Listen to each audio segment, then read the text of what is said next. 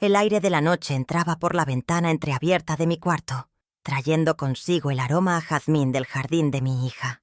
Era casi medianoche, y la casa estaba sumida en ese tipo de silencio que parece lleno de secretos. Me había levantado a por un vaso de agua, caminando de puntillas por el pasillo para no despertar a nadie, con el corazón tranquilo de quien se siente en casa, cuidada. Creía, de verdad creía, que este era mi lugar seguro, el refugio que mi única hija, Valeria, me había ofrecido con tanto amor después de que mi Roberto se fuera. Pero qué equivocada estaba. El sonido ahogado de sus voces llegó desde la cocina, y no pude evitar detenerme, con la mano a medio camino del interruptor de la luz. Algo en el tono de Valeria, un filo cortante que no conocía, me heló la sangre y me obligó a escuchar. Al principio no entendía bien. Hablaban de dinero, de planos, de una reforma. Alejandro, su marido, parecía intentar calmarla, pero la voz de Valeria subía de volumen con cada palabra cargada de una frustración que me resultaba ajena y dolorosa. Es que no entiendes, Alejandro. Así no se puede. ¿Cómo vamos a recibir a los socios de tu firma con ella aquí, ocupando el que será nuestro nuevo despacho? Su presencia lo complica todo. Sus costumbres, sus cosas. Cada palabra era una pequeña astilla clavándose en mi pecho. Hablaba de mí como si yo fuera un mueble viejo, un estorbo que impedía el paso del progreso, de la vida moderna que tanto anhelaba. La cocina, el corazón de esa casa que yo había ayudado a construir con el sudor de mi vida, se había convertido en un tribunal donde me sentenciaban sin yo saberlo. Y entonces lo dijo. La frase que se grabó a fuego en mi memoria, la que resuena en mis oídos cada noche desde entonces. Mi madre estorba, Alejandro. Se ha convertido en un fardo insoportable. La palabra estorbo rebotó en las paredes del pasillo y se estrelló contra mí con la fuerza de una bofetada. Me quedé inmóvil, sin aire, sintiendo cómo el calor abandonaba mi cuerpo y un frío glacial se apoderaba de mis huesos. Un fardo. Eso era yo para mi niña, la luz de mis ojos. No era su madre, no era la abuela de su hijo, no era la mujer que había vendido su tierra, sus recuerdos, para darles un futuro. Era un objeto molesto, un problema logístico, un peso muerto en el camino de sus ambiciones. El impacto fue tan profundo que tuve que apoyarme en la pared para no caer. Las rodillas me temblaban y sentía un nudo en la garganta que me impedía tragar. Quería gritar.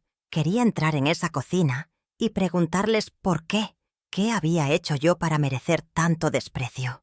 Pero no lo hice. El dolor se transformó en una extraña lucidez, una claridad terrible que me mostraba la verdad de mi situación. Yo vivía aquí, en el cuarto de invitados de una casa cuya hipoteca se había pagado con mi herencia, creyendo ser parte de una familia, cuando en realidad era solo una inquilina incómoda, una cuya estancia ya había durado demasiado. La generosidad que yo creía haber recibido era, en realidad, una simple transacción que ya no les resultaba rentable. Allí, en la penumbra del pasillo, sentí el peso de mis 69 años como nunca antes. No por el cansancio físico, sino por la ingenuidad que me había acompañado hasta ese momento. Siempre había creído en la bondad, en la gratitud, en los lazos inquebrantables de la sangre. ¿Cómo podía mi propia hija, a quien le había dado la vida y todo lo que tenía, verme de esa manera? Recordé sus abrazos de niña, sus «te quiero, mamá», sus promesas de cuidarme cuando yo fuera viejita. ¿Eran todas mentiras? ¿O es que el tiempo y el dinero tienen el poder de corroer hasta el amor más puro? La decepción era un veneno amargo que me recorría las venas, quemando cualquier atisbo de esperanza. La conversación continuó.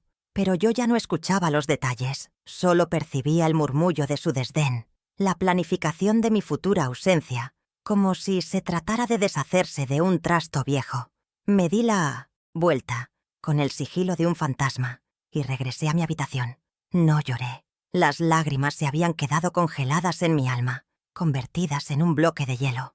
Me senté en el borde de la cama, en la oscuridad, y por primera vez en mucho tiempo, me sentí completamente sola. La soledad de quien descubre que el amor que creía incondicional tenía, en realidad, una fecha de caducidad y un precio muy claro. Esa noche no dormí, simplemente dejé que la herida se abriera. Pero, en medio de esa desolación, algo más nació. Una chispa de orgullo, una brasa que creía extinguida bajo las cenizas de la viudez y la rutina. Recordé a mi Roberto, su mirada firme, su respeto por la palabra dada y por la tierra. Recordé su fortaleza. Ellos no sabían quién era yo realmente. Me veían como una anciana frágil y dependiente, una figura decorativa del pasado. No tenían idea de la fuerza que se necesita para trabajar la tierra de sol a sol, para criar a una hija sola después de perderlo todo, para reconstruirse una y otra vez. Pensaban que yo era solo un estorbo, una sombra en su brillante futuro. Y mientras el alba comenzaba a teñir de gris la ventana, una promesa silenciosa se forjó en mi corazón. No por venganza, no por odio, sino por mí, por mi dignidad. Ellos creían que yo no tenía nada, que mi vida útil había terminado.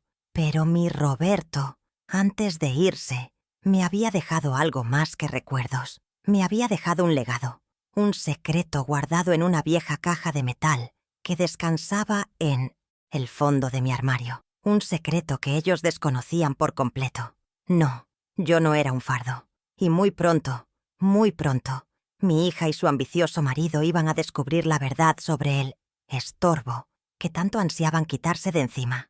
Ese día me prometí a mí misma que recuperaría mi lugar en el mundo.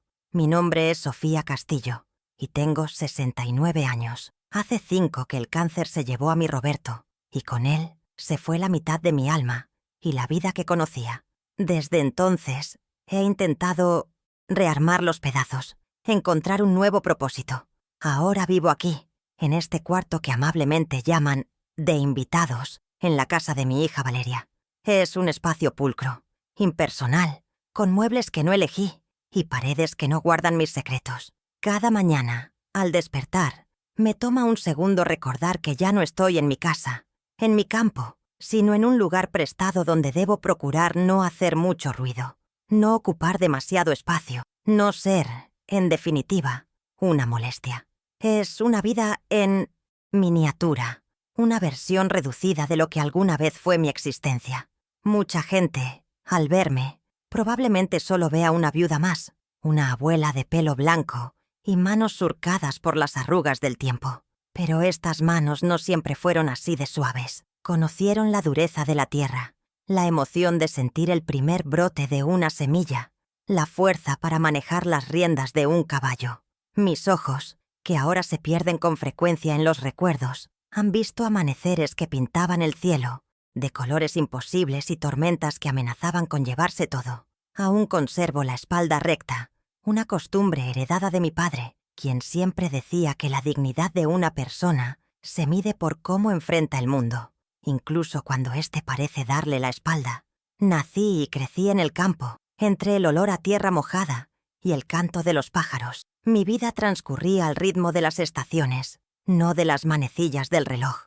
La finca que heredamos de los padres de Roberto era nuestro reino, un pedazo de mundo donde éramos libres y soberanos. Cada rincón guardaba una historia, el roble bajo el cual nos dimos el primer beso, el arroyo donde Valeria aprendió a nadar, el establo que construimos juntos con nuestras propias manos. Dejar todo eso atrás fue como arrancarme la piel a tiras, un desarraigo que todavía duele en las noches de insomnio, cuando el silencio de la ciudad me resulta ensordecedor y extraño el sonido de los grillos. La decisión de vender la finca fue la más difícil de mi vida, pero en ese momento me pareció la única correcta.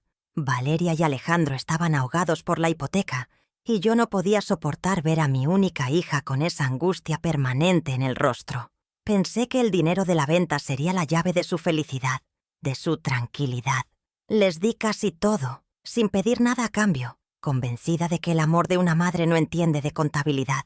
Me aseguré de que tuvieran un hogar sólido, un futuro sin deudas. Creí que estaba invirtiendo en su paz y, por extensión, en la mía. Qué ingenua fui al pensar que la gratitud sería un interés eterno, que nunca me pasarían factura por un regalo que yo di con el corazón.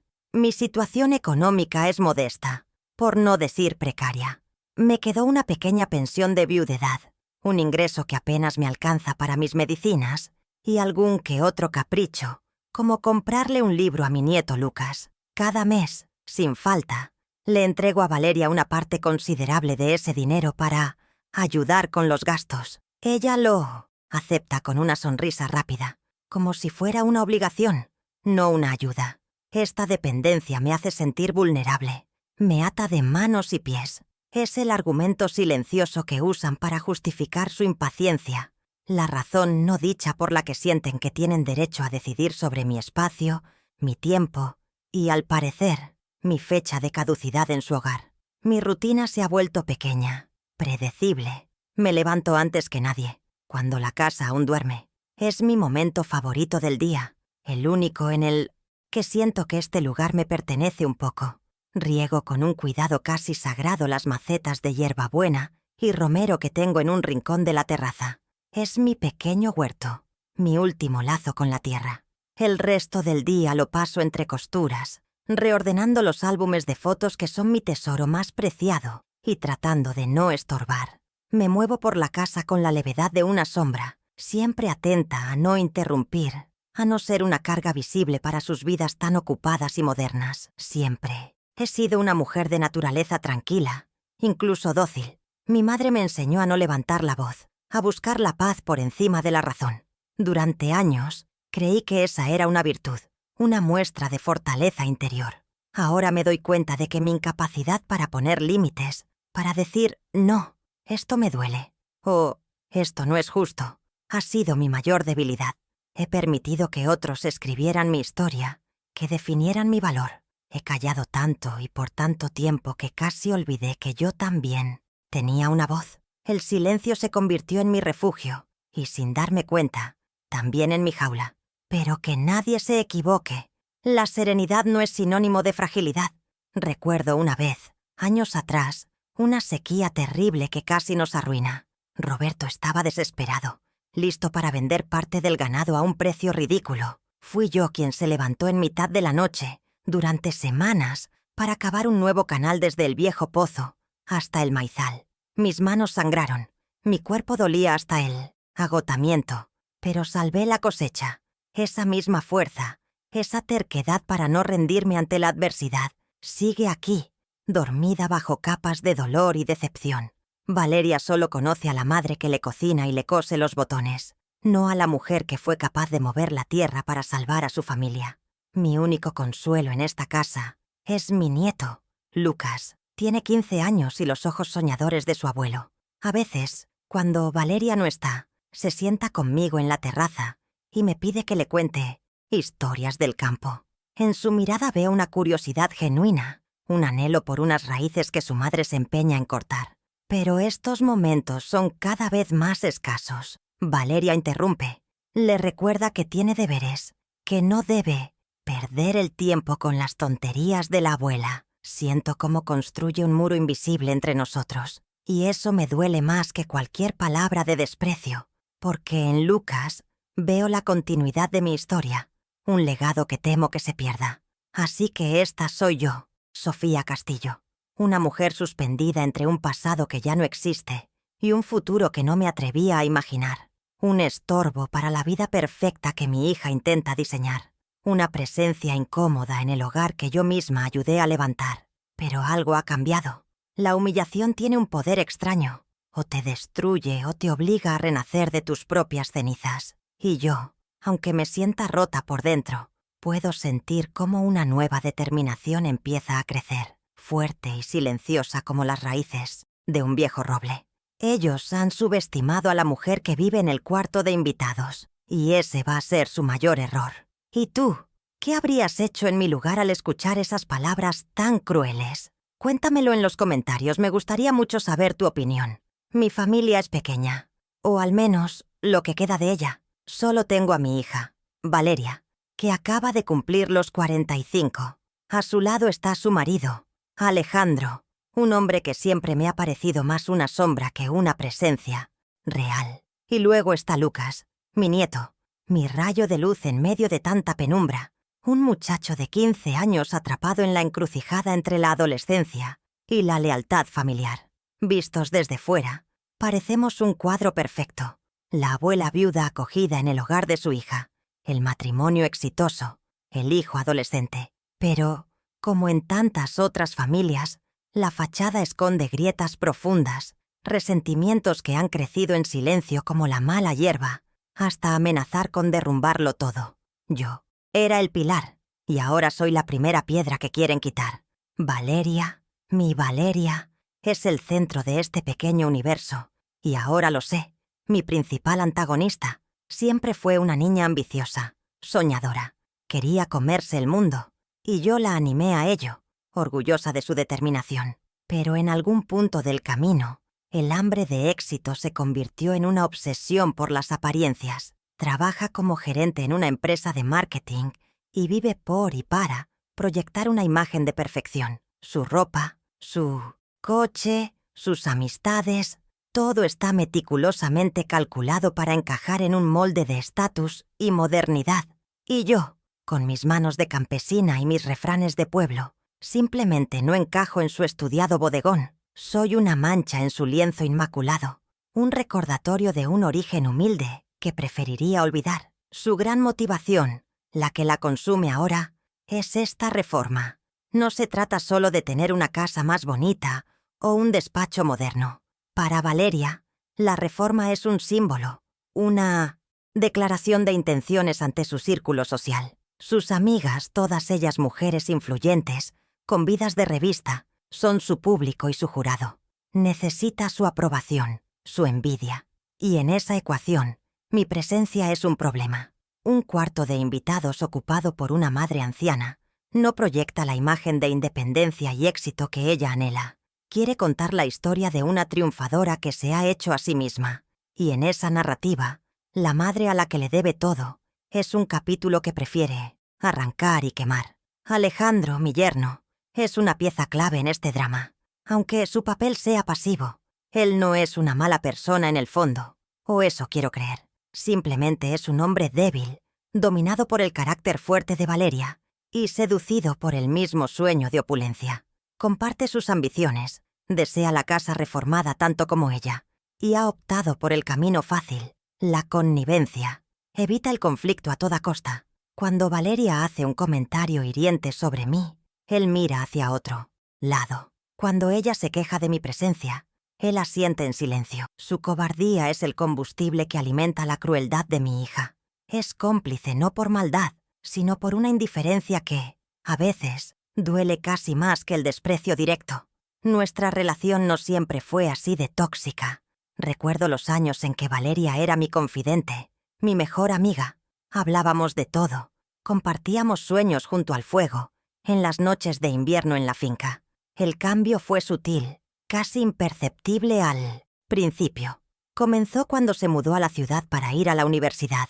Ese mundo nuevo que la deslumbró. Cada vez que volvía a casa, venía un poco más distante, con ideas nuevas y un cierto desdén por nuestras costumbres. El punto de inflexión fue su matrimonio con Alejandro y su entrada en el mundo corporativo. Fue entonces cuando la Valeria que yo conocía empezó a desaparecer, reemplazada por una extraña que medía el amor en metros cuadrados y el éxito en saldos bancarios. Tengo grabado en la memoria un episodio que, en su momento, me pareció una anécdota sin importancia, pero que ahora entiendo como el primer síntoma de la enfermedad. Fue en una de sus primeras cenas con amigos del trabajo, poco después de casarse.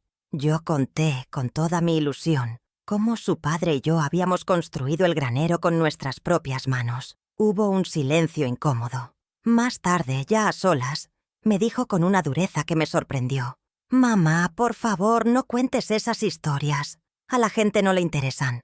Esas cosas de campo. Parecemos pobres». Sentí una punzada de vergüenza, no por mi historia, sino por ella. Ese día entendí que mi mundo y el suyo ya no hablaban el mismo idioma. Y en medio de este campo de batalla silencioso está Lucas. Él es la víctima inocente de esta guerra fría. Lo veo debatiéndose entre el cariño genuino que aún siente por su abuela y el miedo a la desaprobación de su madre. A veces me busca, me hace preguntas sobre el abuelo, me pide que le enseñe a reconocer las estrellas, como hacíamos en la finca. Pero si Valeria entra en la habitación, él se retrae, cambia de tema, como si hablar conmigo fuera un acto de traición. Ella le está enseñando con su ejemplo diario que el pasado es algo de lo que hay que avergonzarse y que yo soy la encarnación de ese pasado. Me duele el alma ver cómo mi hija está sembrando en su propio hijo la misma semilla del desarraigo y la ingratitud. Así es mi familia hoy, un delicado equilibrio de tensiones y apariencias. Valeria se ha convencido a sí misma de que mi partida es un paso necesario para su felicidad, una especie de sacrificio empresarial para alcanzar sus metas. No lo ve como un acto de abandono, sino como una decisión práctica. Ha racionalizado su crueldad hasta convertirla en una estrategia de vida. Y yo, que he sido testigo silenciosa de esta transformación, he comprendido que no puedo esperar que la gratitud nazca en un corazón que se ha vuelto estéril. Si quiero recuperar mi dignidad, tendré que hacerlo sola. Ya no puedo apelar a un amor que, claramente, ha dejado de existir.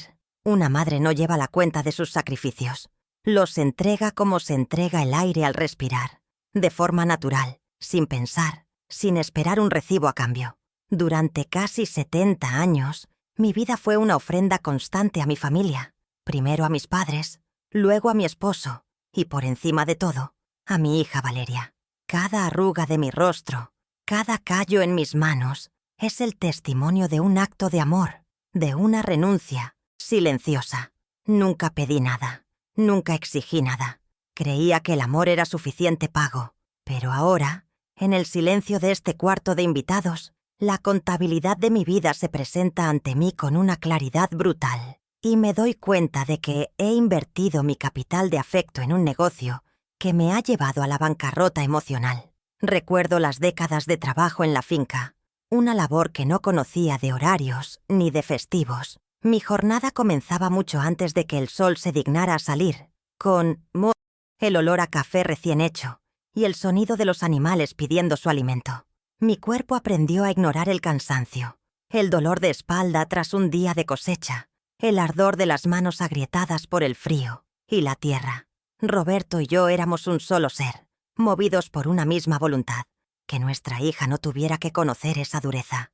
Queríamos que sus manos fueran suaves, que su espalda permaneciera erguida, que su única preocupación fuera aprender. Luchamos contra la tierra para que ella pudiera volar alto, lejos de nuestras humildes raíces. Cada centavo que ganábamos con el sudor de nuestra frente tenía un destino grabado a fuego, el futuro de Valeria.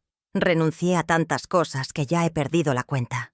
El vestido bonito en el escaparate de la tienda del pueblo, el pequeño viaje a la costa con el que Roberto y yo soñábamos, las pequeñas comodidades que veíamos en las casas de otros. Todo eso era superfluo, un lujo innecesario frente a la prioridad absoluta de su educación. Nuestra casa era modesta, nuestra ropa estaba remendada, pero la cuenta de ahorros para sus estudios crecía lenta y sagradamente, como una promesa de un mañana mejor.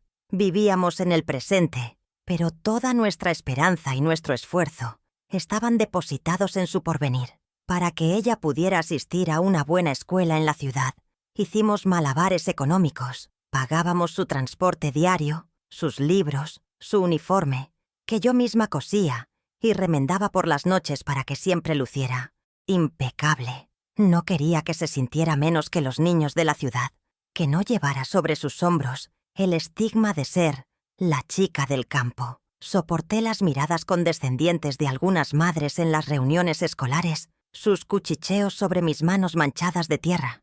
Todo lo aguanté en silencio, con la cabeza alta, porque sabía que estaba labrando un camino diferente para mi hija, un camino pavimentado con mis propias renuncias. El mayor esfuerzo, sin duda, fue la universidad. Su sueño era estudiar marketing en una institución privada, una meta que parecía inalcanzable para una familia de agricultores. Roberto y yo no lo dudamos. Hipotecamos una parte de la finca, un acto que nos quitó el sueño durante meses. La incertidumbre era un nudo constante en el estómago. ¿Y si la cosecha fallaba? ¿Y si no podíamos pagar? Pero cuando la vimos con su toga y su birrete el día de la graduación, con esa sonrisa que iluminaba todo el auditorio, sentimos que cada noche de insomnio, cada gota de sudor, había valido la pena. Creímos, en nuestra infinita ingenuidad, que le habíamos dado las herramientas para ser no solo una gran profesional, sino también una gran persona. Mi apoyo no terminó con su diploma. Cuando decidió mudarse definitivamente a la ciudad, la ayudé a amueblar su primer apartamento. Cada semana le enviaba cajas llenas de verduras de nuestra huerta, huevos frescos, todo para que ahorrara dinero. Fui su paño de lágrimas cuando tuvo su primer desengaño, amoroso, su consejera cuando tuvo problemas en su primer trabajo. Estuve a su lado, incondicional, celebrando sus triunfos como si fueran míos y sufriendo sus fracasos en mi propia piel. Siempre fui su red de seguridad, el puerto seguro al que podía volver sin importar la tormenta. Nunca imaginé que un día sería yo quien necesitaría un puerto y encontraría la entrada bloqueada.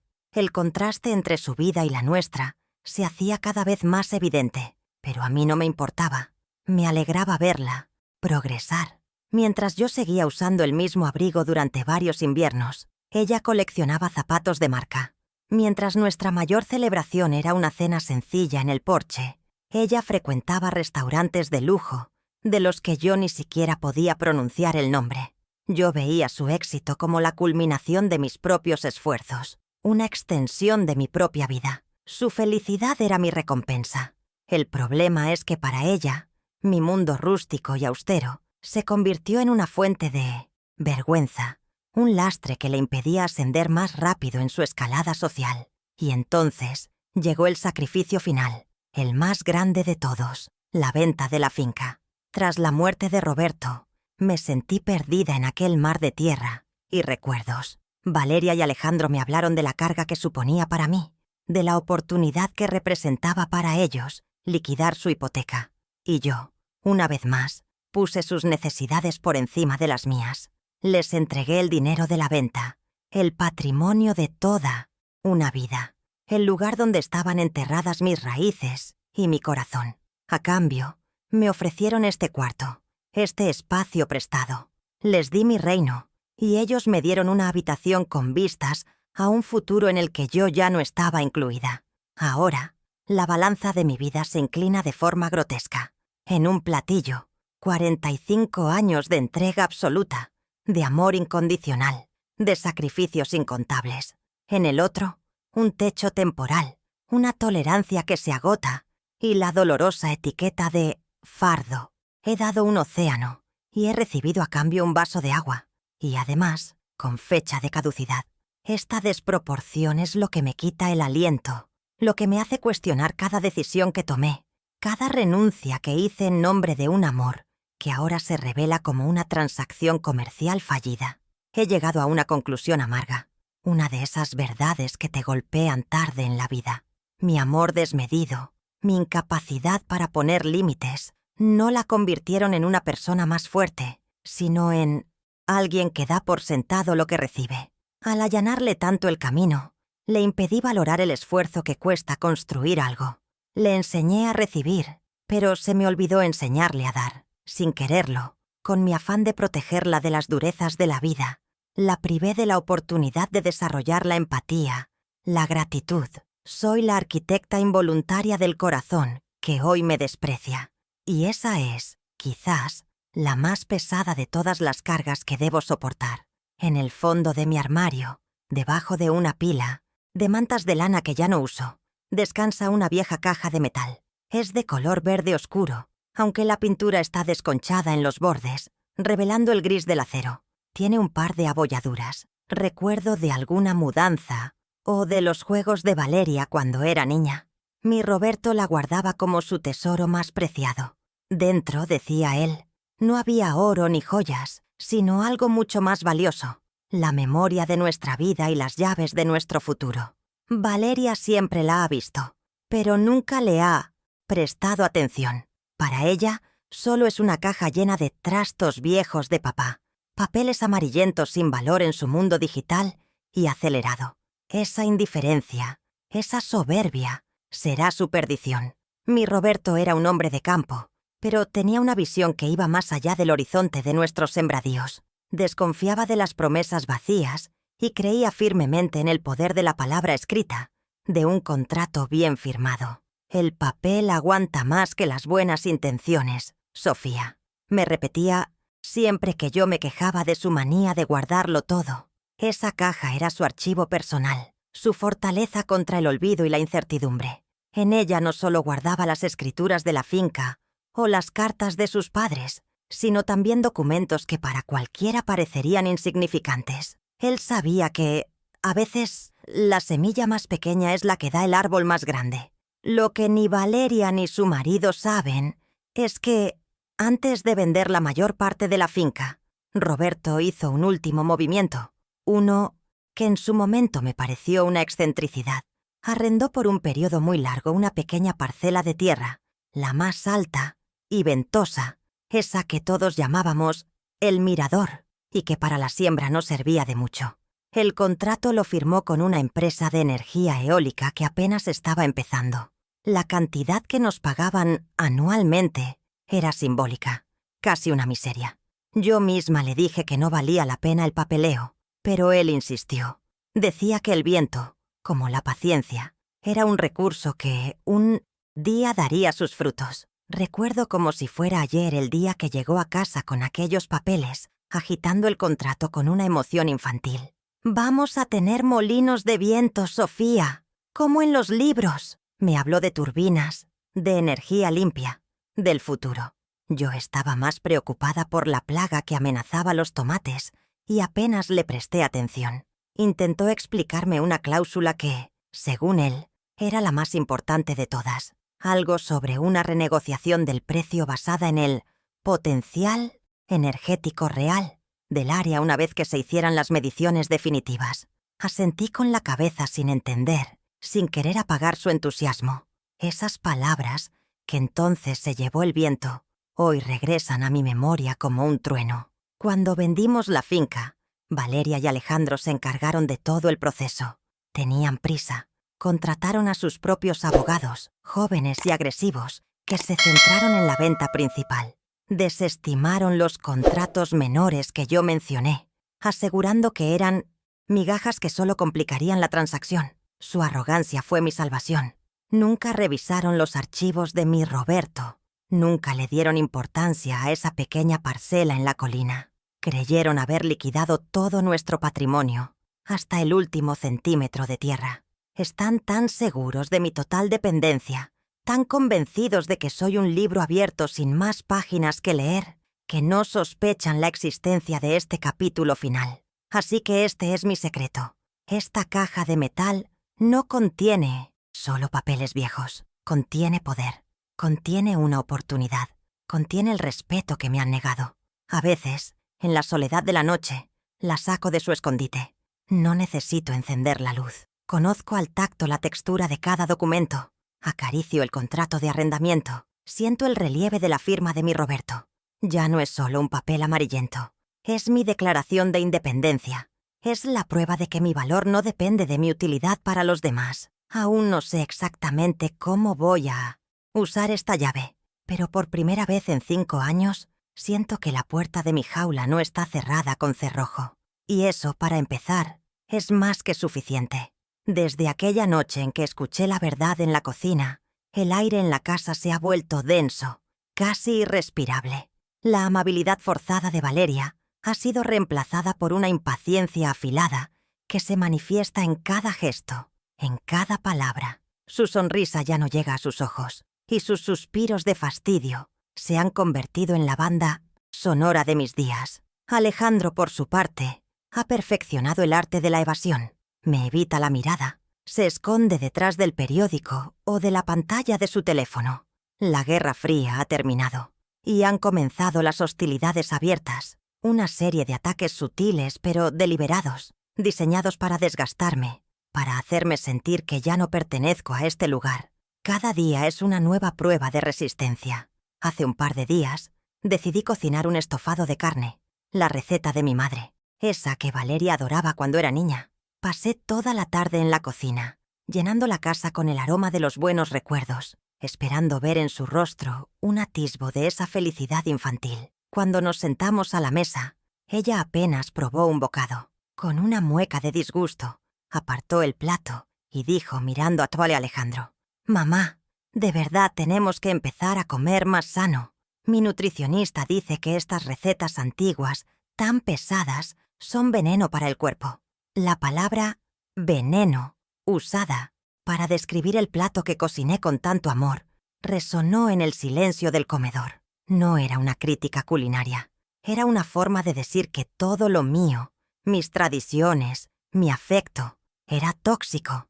El siguiente ataque fue contra mis recuerdos. Yo tenía mis álbumes de fotos, mi vida entera encuadernada en cuero, en una pequeña mesa auxiliar en la sala de estar.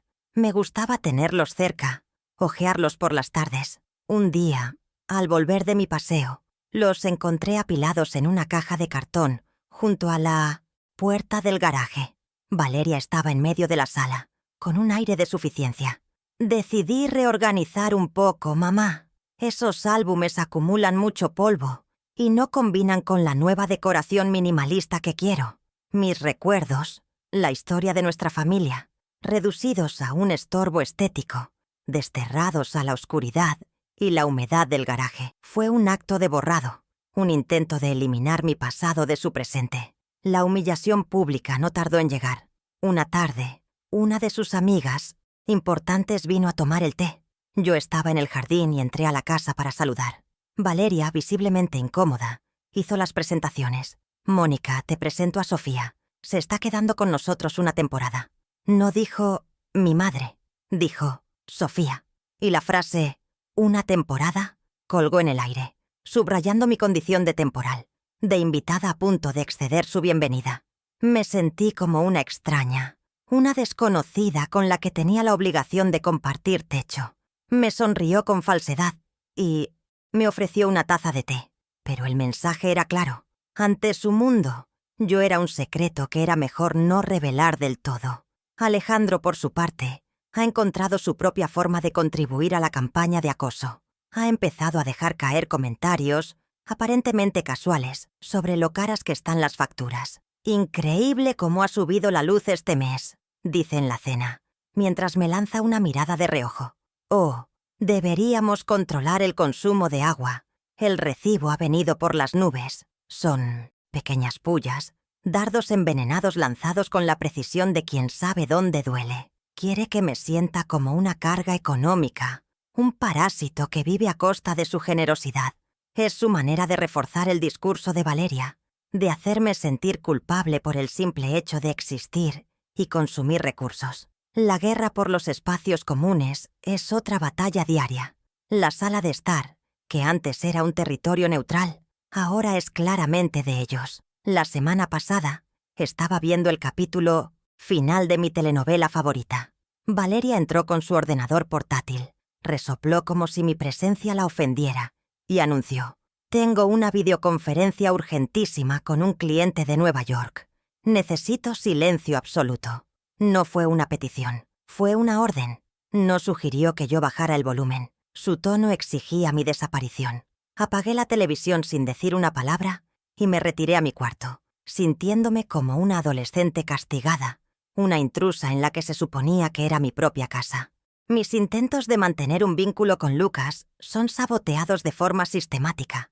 El otro día me ofrecía enseñarle a hornear el pan de maíz que tanto le gustaba a su abuelo. A Lucas le brillaron los ojos, ilusionado, pero Valeria apareció de la nada, como una sombra vigilante.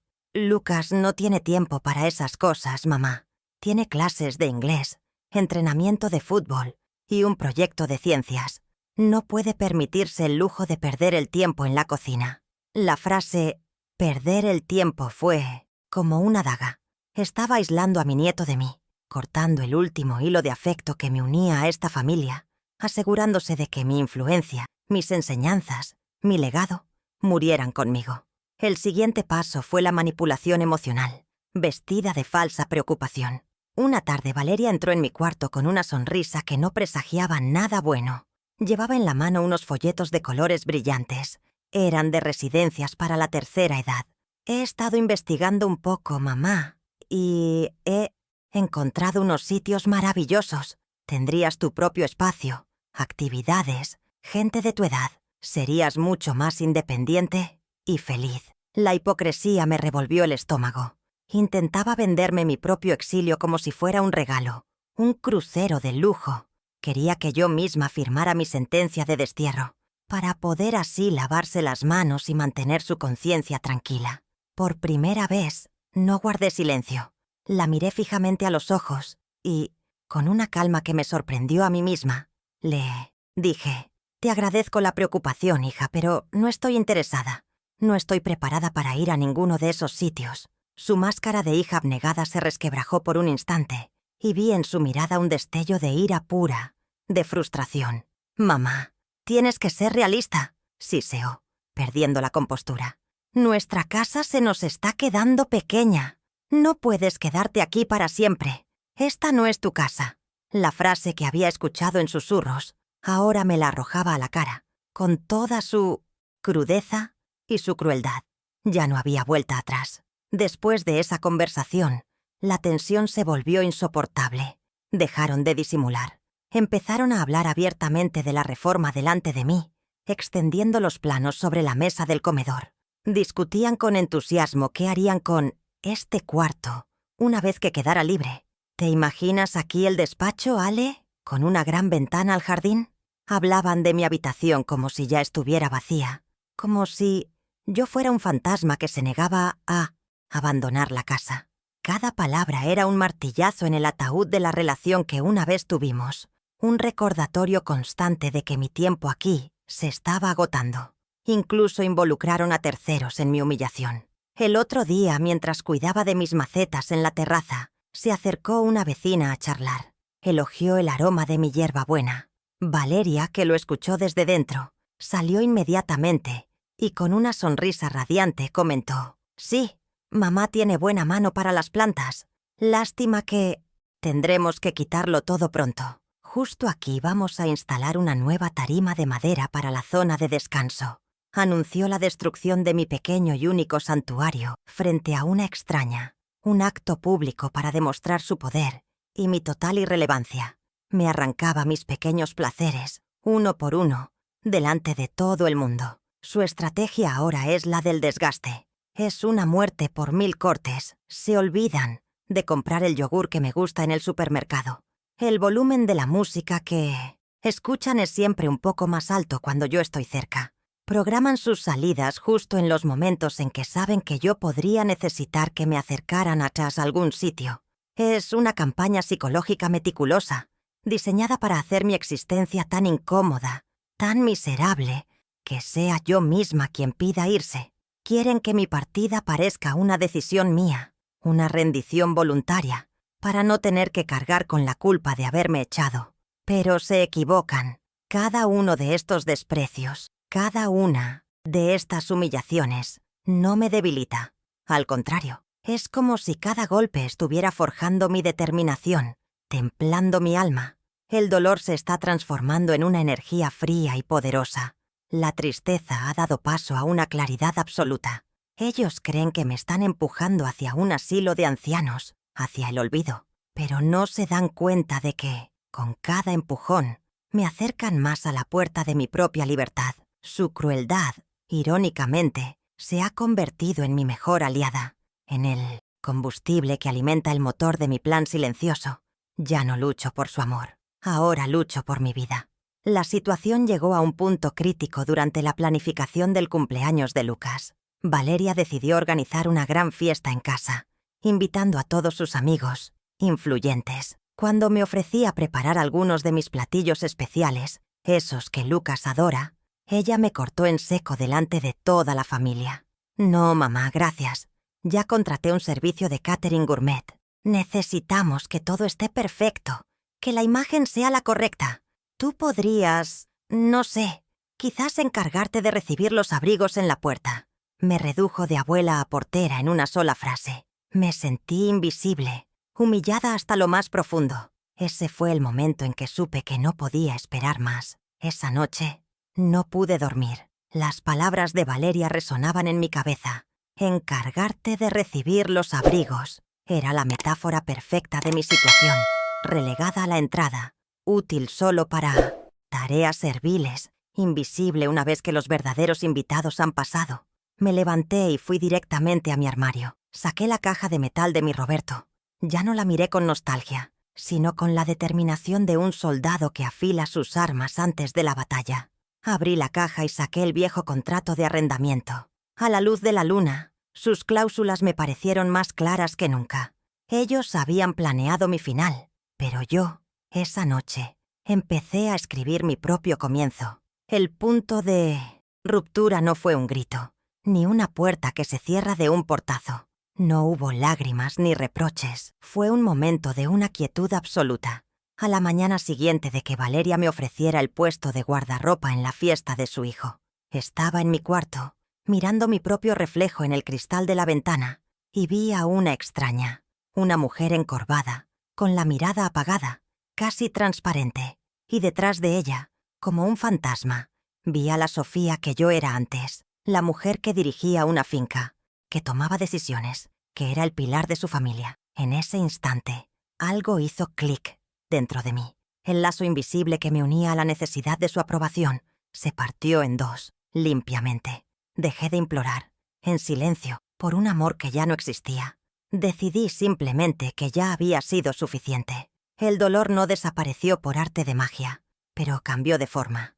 Ya no era un peso que me hundía, sino un combustible que me impulsaba. Se solidificó, se convirtió en una determinación fría y afilada como el acero. Toda la energía que había malgastado tratando de entenderlos, de justificar su comportamiento, de anhelar una caricia o una palabra amable, se redirigió hacia un único propósito: recuperar mi vida. No se trataba de venganza. No quería destruirlos. Quería construirme a mí misma, lejos de sus juicios y de su desprecio. Fue como despertar de un largo y penoso letargo. Por primera vez en años, sentí que volvía a ser la dueña de mi propio destino. El amor que sentía por mi hija se transformó en una compasión distante, como la que se siente por un desconocido que ha perdido el rumbo. Mi comportamiento en la casa cambió de la noche a la mañana, aunque de una manera casi imperceptible para ellos. Me volví exquisitamente educada, pero emocionalmente inaccesible. Les daba los buenos días con una sonrisa serena, pero ya no me interesaba por sus planes. Dejé de ofrecerme para ayudar en la cocina o para doblar la ropa. Cumplía con mis rutinas, regaba mis plantas, leía mis libros, pero todo lo hacía para mí, no para ellos. Mi silencio dejó de ser el silencio de la sumisión para convertirse en el silencio de la estrategia. Me movía por su casa como una observadora, una antropóloga estudiando una tribu extraña. Y mi nueva distancia, mi aparente indiferencia, comenzó a inquietarlos mucho más que mis suspiros de tristeza. El primer paso de mi plan fue tan anacrónico como yo. Durante mi paseo matutino, en lugar de ir al parque, me dirigí a una de las pocas cabinas telefónicas que aún quedaban en la ciudad. Saqué de mi bolso una vieja agenda de contactos de Roberto y busqué el nombre de un abogado. Un hombre mayor, amigo de mi difunto esposo, especializado en derecho agrario. Marqué el número con los dedos firmes. Cuando el señor Mendoza respondió con su voz grave, le expliqué mi situación con una claridad que me sorprendió a mí misma. No me presenté como una anciana desvalida, sino como Sofía Castillo, propietaria de unos derechos de arrendamiento que necesitaban ser revisados. Mi voz no tembló. Por primera vez en mucho tiempo, sonó como la voz de una mujer que sabe lo que vale. Al colgar el teléfono, sentí una oleada de poder, una sensación embriagadora que había olvidado por completo. Había tomado una decisión por y para mí, sin pedir permiso, sin buscar aprobación. Era un acto de autonomía pura y dura.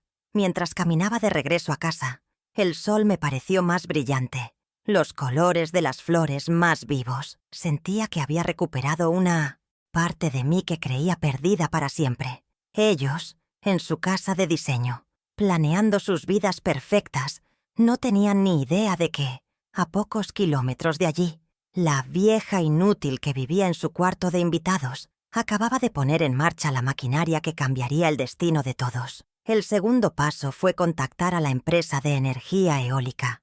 El número de teléfono venía en el encabezado del viejo contrato. Esta vez, llamé desde la biblioteca pública para asegurarme de tener la privacidad necesaria. Pedí hablar con el Departamento de Gestión de Terrenos. Cuando me atendió una joven con voz eficiente, me presenté de nuevo. Buenos días, mi nombre es Sofía Castillo. Les llamo en relación al contrato de arrendamiento de la parcela, conocida como El Mirador. Fui directa, concisa y profesional. Le expliqué que, según las cláusulas, el contrato estaba próximo a su periodo de renovación y que deseaba iniciar el proceso de renegociación de las tarifas, tal como estipulaba el documento. La joven, al otro lado de la línea, se mostró sorprendida pero respetuosa. Me tomó en serio. Mi nueva actitud no pasó desapercibida en casa. Mi calma los descolocaba.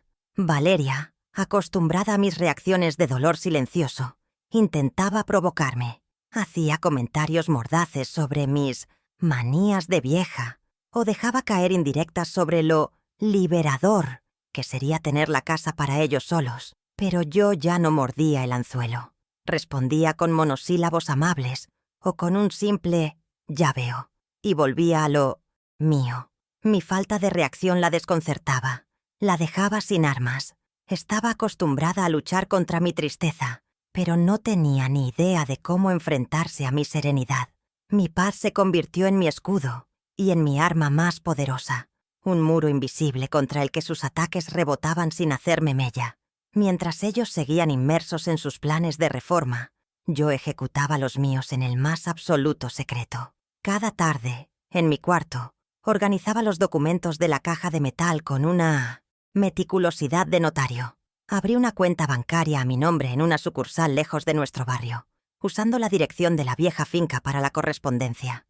Cada pequeño paso era un ladrillo más en la construcción de mi nueva vida, una fortaleza que levantaba en silencio. Ellos veían a una anciana resignada, esperando su destino, pero en realidad estaban conviviendo con una estratega que planeaba su jugada maestra, moviendo las piezas en un tablero que ellos ni siquiera sabían que existía. Su ceguera era mi mejor aliada. Los días transcurrían en una monotonía tensa, pero para mí todo había cambiado. Ahora tenía un secreto, un propósito que me servía de armadura contra las hostilidades diarias. Mis paseos matutinos ya no eran una simple forma de ejercicio, sino misiones estratégicas. La biblioteca pública se convirtió en mi cuartel general, la cabina de teléfono, en mi línea de comunicación con el mundo exterior. Vivía una fascinante doble vida. En casa era la abuela, sumisa y silenciosa que ellos veían. Fuera era Sofía Castillo, una mujer de negocios que estaba reescribiendo su futuro. Esta dualidad me llenaba de una energía que no sabía que aún poseía, convirtiendo su casa en un simple escenario donde yo interpretaba un papel a la espera del tercer acto. La primera mini revelación, mi primera victoria tangible, llegó a través de una llamada del abogado, el señor Mendoza. Me citó en su despacho, un lugar que olía a libros viejos y a justicia. Con una seriedad reconfortante, extendió mi contrato sobre la mesa y me confirmó lo que mi corazón ya intuía. La cláusula de renegociación era sólida como una roca y, lo más importante, me informó de que la empresa energética estaba ejecutando un plan de expansión masivo en toda la región. Mi pequeña y ventosa parcela, El Mirador, había pasado de ser un terreno marginal a convertirse en una pieza geoestratégica de altísimo valor para ellos. El abogado me miró por encima de sus gafas y sentenció: «Señora Castillo, usted está sentada sobre una mina de oro». Pocos días después, el plan se materializó en un sobre. Un mensajero uniformado llamó a la puerta, preguntando por la señora Sofía Castillo. Valeria, que justo llegaba del trabajo, recibió el paquete con una expresión de extrañeza y recelo. Lo sostuvo en sus manos, sopesándolo, como si pudiera adivinar su contenido. «¿Qué es esto, mamá? Parece algo oficial». Me acerqué con la mayor calma que pude aparentar. Le quité el sobre de las manos y le sonreí. «No es nada importante, hija. Seguramente más papeleo de la pensión de tu padre.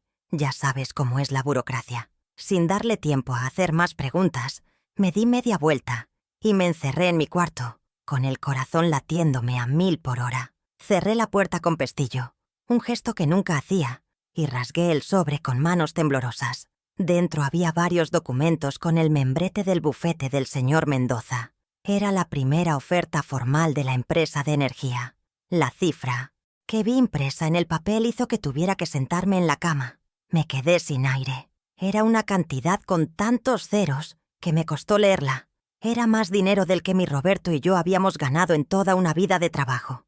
Con una fracción de esa suma, podría comprar 10 casas como la de Valeria.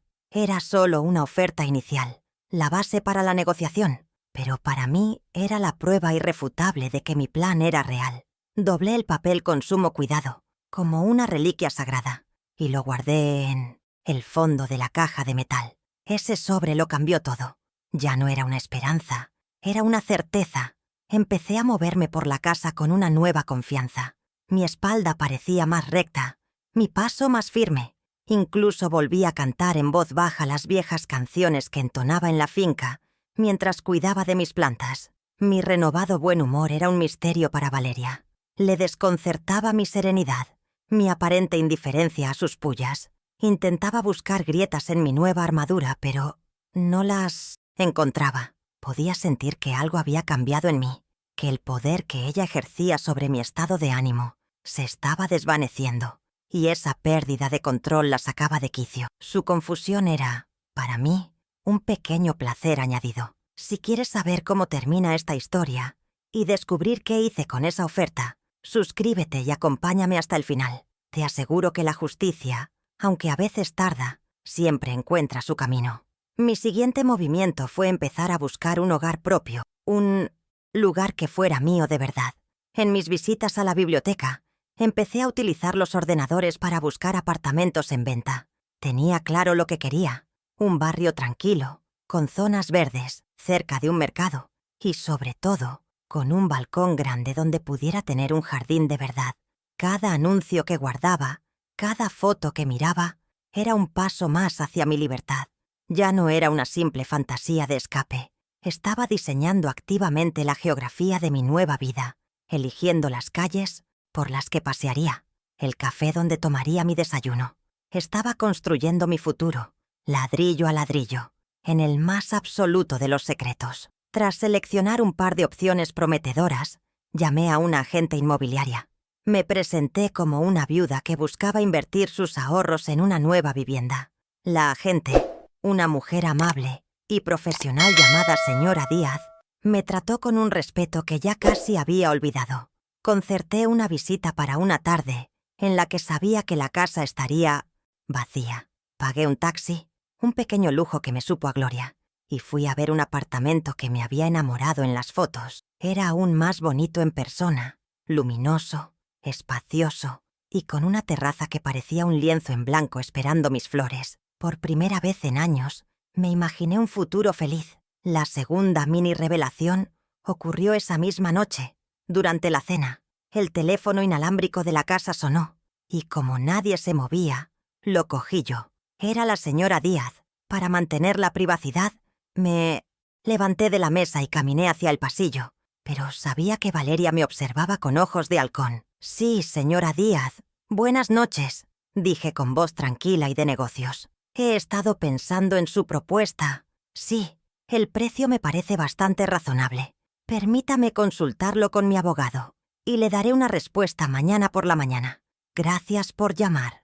Hablé con la seguridad de una inversora, no con la voz titubeante de la anciana que ellos creían que era. Cuando volví a la mesa y colgué el teléfono, el silencio era tan denso que se podía cortar con un cuchillo. Alejandro miraba su plato, pero Valeria me fulminaba con la mirada, consumida por la curiosidad. «¿Quién era, mamá?», preguntó, con un tono que intentaba ser casual, pero que delataba su intriga. La miré, tomé un sorbo de agua para darme un segundo y respondí con la mayor naturalidad del mundo. «Ah, una vieja amiga, Carmen. Estábamos hablando de apuntarnos a un club de jardinería». La mentira fue tan simple, tan mundana, que resultó perfecta. Pero el efecto fue demoledor. Acababa de demostrarles que yo tenía una vida secreta, un mundo propio del que ellos no sabían absolutamente nada. La semilla de la duda había sido plantada. ¿Abogado? ¿Propuesta? ¿Club de jardinería? Las piezas no encajaban en la imagen que tenían de mí.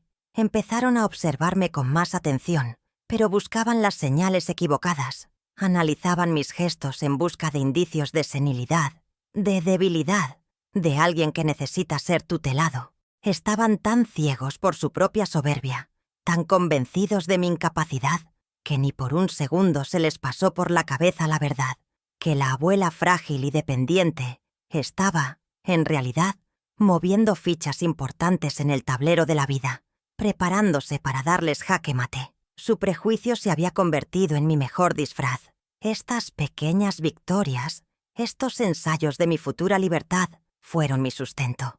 Me demostraron que mi plan no era un sueño febril nacido de la desesperación, sino un proyecto sólido y en marcha.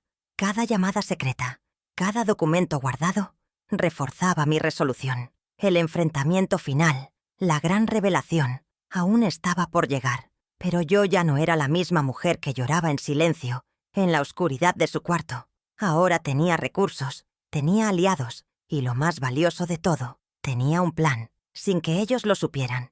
El verdadero poder en esa casa había cambiado de manos. Solo era cuestión de tiempo que se dieran cuenta. El día elegido por Valeria para su gran anuncio llegó.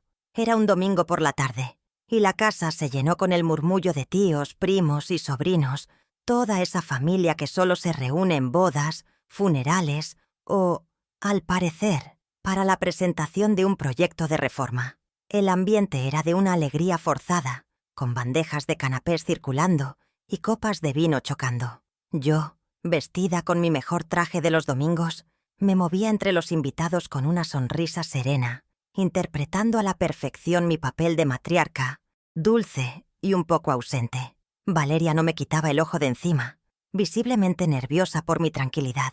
Esperaba que mi presencia melancólica añadiera un toque de patetismo a su historia de hija sacrificada, pero mi calma la desconcertaba. Finalmente, llegó el momento que ella tanto esperaba.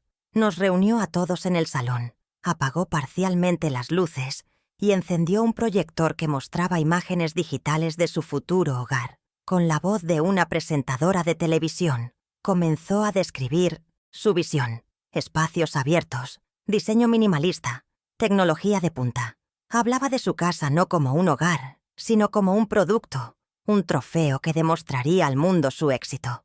La familia escuchaba con una mezcla de envidia y admiración, y yo la observaba desde mi sillón, sintiendo una profunda lástima por esa mujer que necesitaba de ladrillos y aplausos para sentirse valiosa. Estaba tan ocupada construyendo una fachada que se había olvidado de cuidar los cimientos. Con una pausa dramática, llegó al clímax de su presentación. En la pantalla apareció una imagen de un despacho moderno y elegante.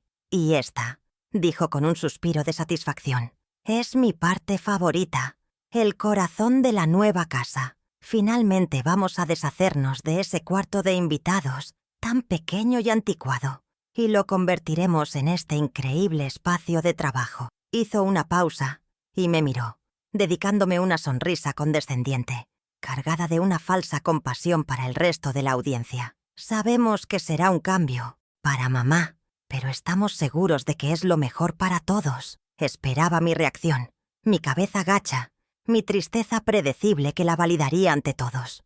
El silencio se apoderó de la sala. Todos los ojos, como un solo reflector, se giraron hacia mí. Esperaban el drama, la reacción de la pobre madre abandonada. Podía sentir su compasión incómoda, su curiosidad morbosa. Tomé una respiración profunda, dejando que el silencio se alargara un segundo más. Este era el escenario que ella había construido, y yo iba a utilizarlo para mi acto final. Me puse de pie, lentamente, no con la fragilidad de una anciana, sino con la autoridad de quien posee la verdad. Sentí todas las miradas sobre mí, pero ya no me pesaban. Eran mi público, y la función estaba a punto de comenzar. «Eso suena maravilloso, Valeria. De verdad», dije, y mi voz sonó sorprendentemente clara y firme, cortando la tensión como un cuchillo. «Pero no tienes por qué preocuparte por el cuarto de invitados. Ya no será un problema».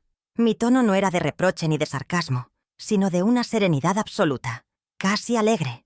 Este desajuste entre lo que ellos esperaban y lo que yo ofrecía los dejó a todos perplejos. Valeria frunció el ceño, confundida. Su discurso perfectamente ensayado acababa de descarrilar.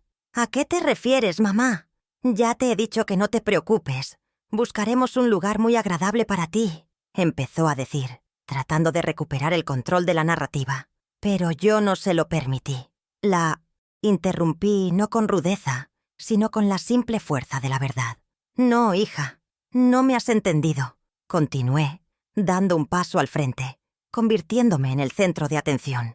Lo que quiero decir es que no necesitaré el cuarto porque acabo de comprarme mi propio apartamento. Si hubiera caído un rayo en medio del salón, el impacto no habría sido mayor. Se escuchó un jadeo colectivo. Los cuchicheos se extendieron como un reguero de pólvora entre los familiares. La cara de Valeria pasó del rosa, de la autocomplacencia, al blanco pálido del shock absoluto. Alejandro parecía haberse encogido en su asiento, deseando volverse invisible. ¿Comprado? ¿Un apartamento?, balbuceó Valeria, su voz perdiendo todo su aplomo. ¿Con qué dinero, mamá?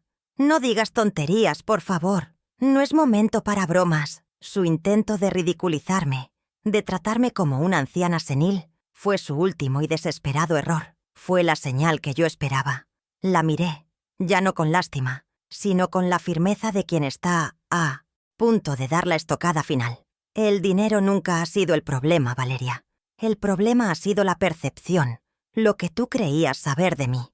Me giré hacia el resto de la familia, asegurándome de tener la atención de todos y cada uno de ellos. Es curioso, comencé mi pequeño discurso, cómo nos aferramos a las imágenes que creamos de los demás. Todos ustedes, mi querida familia, veían en mí a una pobre viuda, una mujer mayor con una pensión miserable que dependía de la caridad de su hija.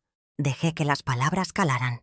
Pero se olvidaron de quién era mi Roberto. Se olvidaron de que era un hombre previsor, un hombre que creía en el futuro. Y entonces, con una calma devastadora, les conté la historia del contrato de arrendamiento, la cláusula de renegociación y el nuevo y multimillonario acuerdo que acababa de firmar con la compañía de energía eólica por los derechos de explotación de El Mirador. El impacto de la revelación fue una onda expansiva de silencio y asombro. Las caras de mis familiares eran un poema. La presentación de Valeria, su sueño de estatus, todo se había derrumbado en cuestión de minutos. La imagen que con tanto esmero había construido, la de la hija exitosa y abnegada, se hizo añicos, revelando la fea realidad que había debajo. La de una mujer ingrata y ambiciosa que estaba a punto de echar a la calle a su madre, sin saber que esa madre era ahora inmensamente rica. Su humillación era pública, total y absoluta, presenciada por las mismas personas las que había intentado impresionar desesperadamente. El catering gourmet se enfriaba en las bandejas, olvidado. Para rematar mi intervención, me dirigí una última vez a mi hija, cuyo rostro era una máscara de incredulidad y vergüenza. Así que ya ves, Valeria, puedes tener tu despacho. Te deseo lo mejor con él. Yo, por mi parte, estoy muy ilusionada pensando en cómo voy a decorar mi nuevo hogar. Tiene una terraza preciosa, perfecta para mis plantas. No necesité gritar, ni insultar, ni llorar.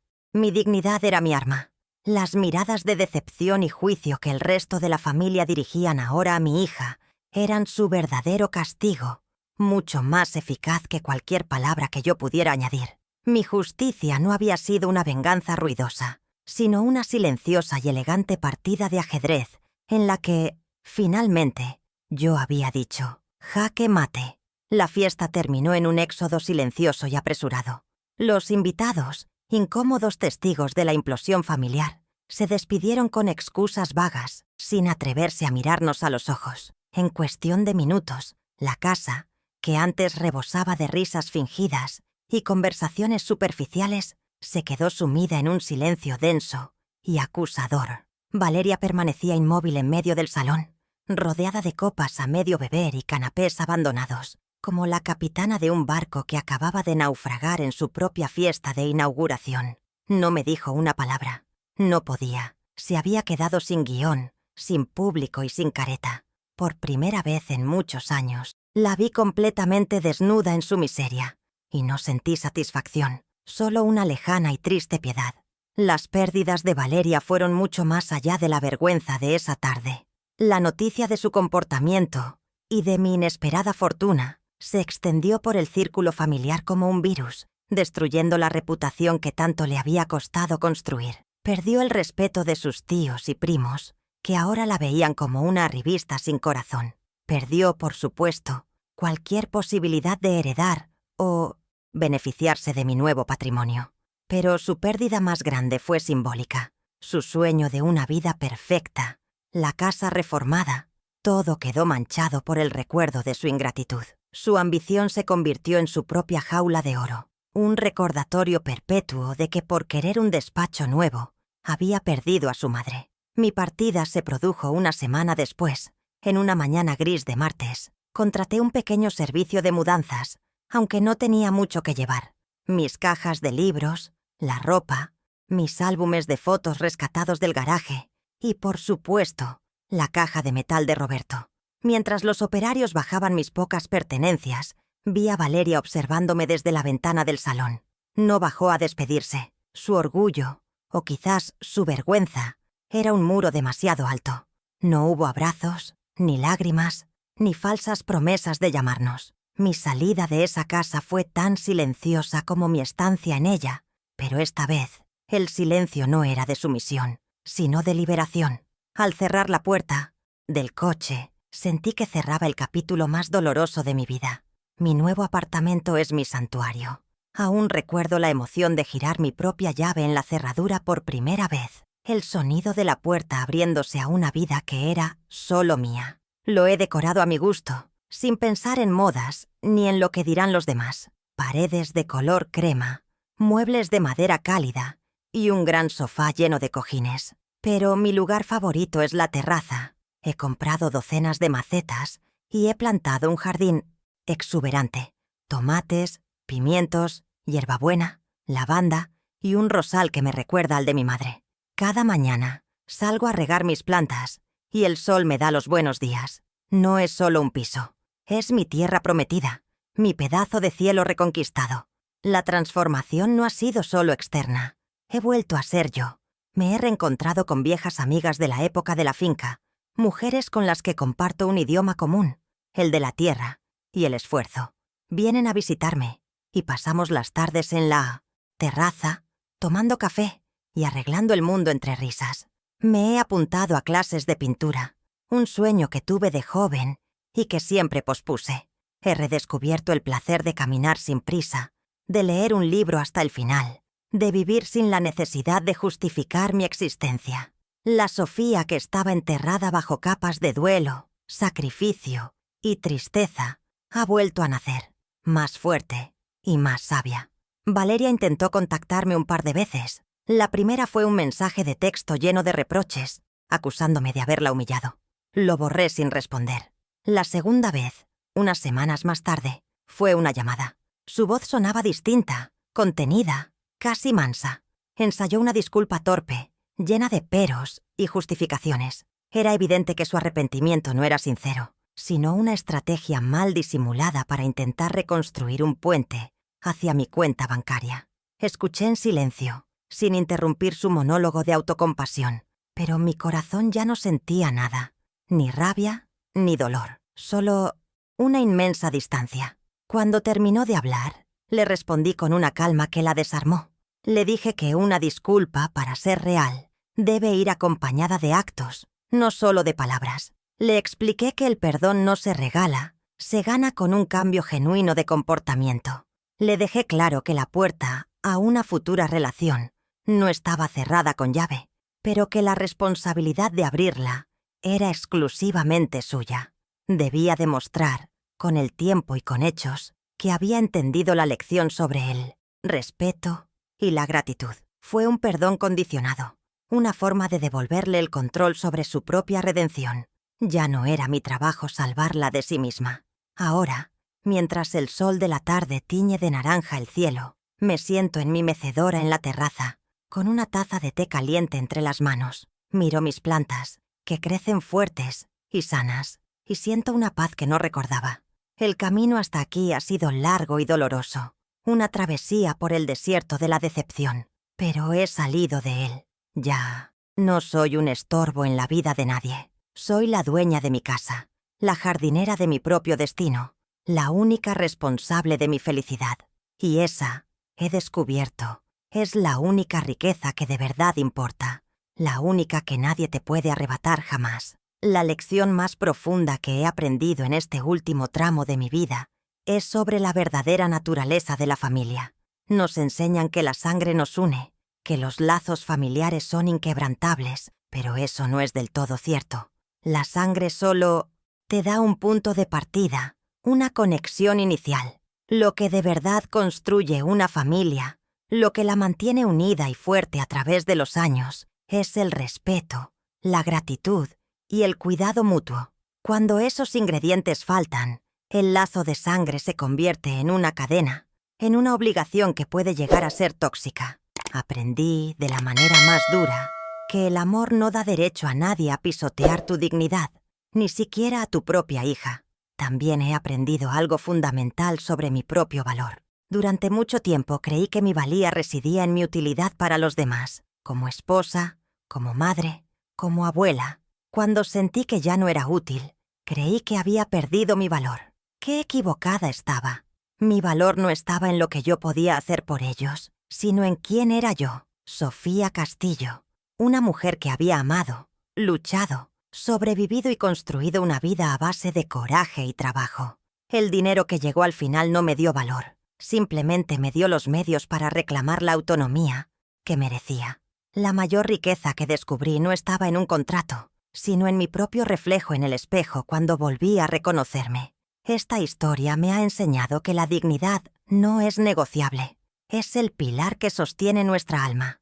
Durante años, permití que erosionaran la mía, que la fueran desgastando con pequeños desprecios y grandes humillaciones, todo con la vana esperanza de que mi sumisión me garantizara su afecto. Fue un error. El respeto no se mendiga, se exige, y la primera persona que debe exigirlo eres tú misma.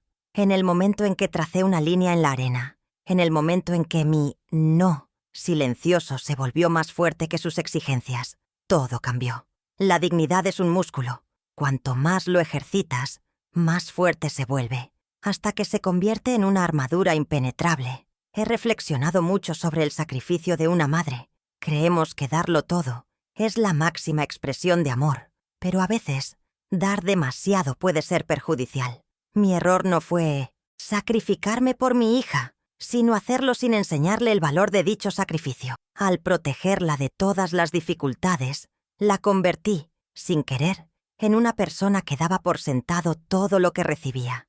El mejor legado que podemos dejar a nuestros hijos no es una vida fácil, sino las herramientas para que construyan la suya propia con esfuerzo y, sobre todo, con un corazón agradecido. Un sacrificio, para que sea fértil, debe enseñar tanto al que lo da como al que lo recibe. Al final, la moraleja de mi historia es simple pero poderosa. Nunca permitas que nadie te haga sentir como un estorbo en este mundo. Tu vida, con sus alegrías y sus penas, con sus éxitos y sus fracasos, es tuya y es sagrada. Las arrugas no son un signo de decadencia, sino el mapa de una vida vivida intensamente. La sabiduría que dan los años no es una carga, es un tesoro. El amor, el verdadero, nunca te pedirá que te hagas más pequeño para que otro pueda ocupar más espacio. El verdadero amor te impulsa a crecer, a brillar con luz propia, sin importar la edad que marque tu calendario. Si esta historia ha tocado tu corazón de alguna manera, compártela. Quizás haya otra persona que necesite recordar que nunca es tarde para reclamar su dignidad. Gracias por acompañarme en este viaje.